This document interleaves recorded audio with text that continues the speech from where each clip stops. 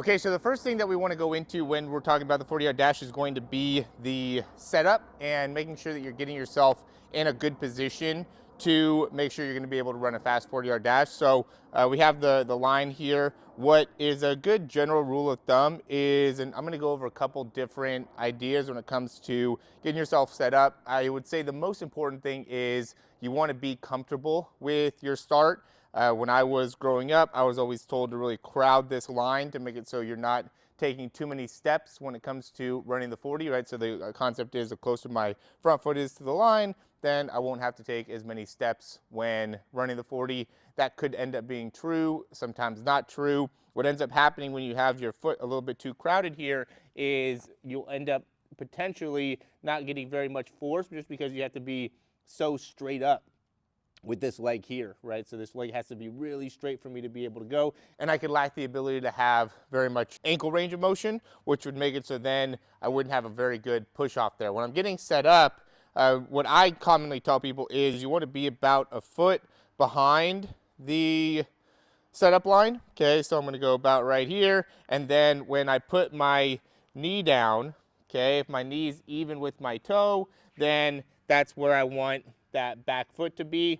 You know, that's kind of like the general spot. I'll usually want to come up a little bit more here with that back leg and be able to get a little bit more forward with my range. I want to make sure to have this back heel up off the ground. I don't want to be here. Okay, and I also, in terms of weight distribution, I want probably about 85% of my weight to be into this foot, maybe about 15% into that back foot. There's different ways that you can get set up in terms of the shin angle. I like to be a little bit more straight up with my shin angle, and then as I'm getting going, my first action is to really drop down and then go. This is going to be a little bit different than when you're getting set up in the blocks, right? When you're in the blocks, you're going to have a lot more of a forward angle in the shin. So typically track coaches will tell you to back up further with the front foot to make it so then you can have a bigger angle here as we're getting going, okay? And so the further back that front foot is, the more of an angle you're gonna have to be able to get more horizontal. I do think that you could still get a good horizontal action, and I almost feel like it's better to have a little bit more of like a dip as we're going into that first step out of there. And the better we can get in terms of, or the more horizontal, like the concept is right where we want to be getting horizontal. We do want to have that shin angle down, but you don't have to have your foot really far away to be able to do that. The first action, you're typically going to be dipping down and being able to get into a kind of outward trajectory anyway. So a couple things that you want to be able to understand too, or you want to think about as well, is that back foot or your foot width in general wants to be about hip width apart. So we don't want to end up being really wide here. We want to have our foot and our hip pretty much, like I said, hip width apart, potentially even closer than hip width, right? We can even be a little bit further inside just to be able to really drive that back knee up and through. You also want to be, when we're getting set up, you want to be thinking about getting this back or this hand here in a position. We don't want it to be way back here. Okay, we want to be in a position where we're ready to fire, but we don't want to end up being too far back here where we don't have the ability to get up and through with that first action.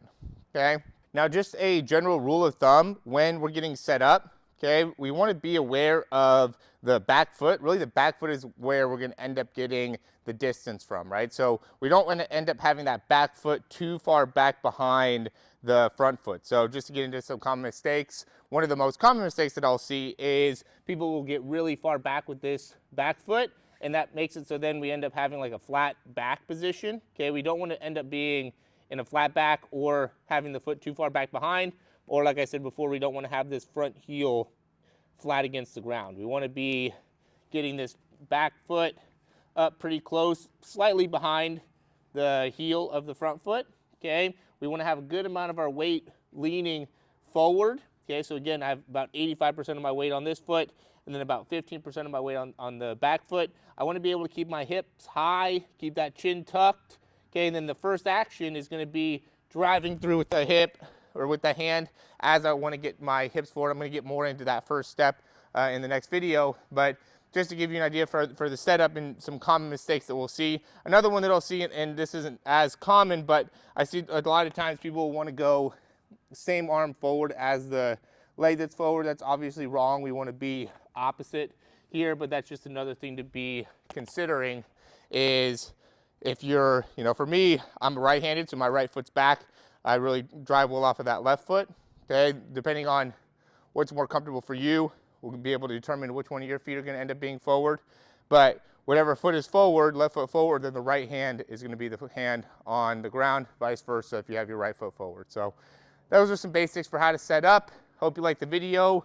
Like, subscribe, check out the description if you want to learn more about some of our programs to help you out. One checklist to be able to help you out with the 40-yard dash. Make sure you get the setup right, your start right, your acceleration right, and the top end speed right. Thanks for watching. We'll go to the next video.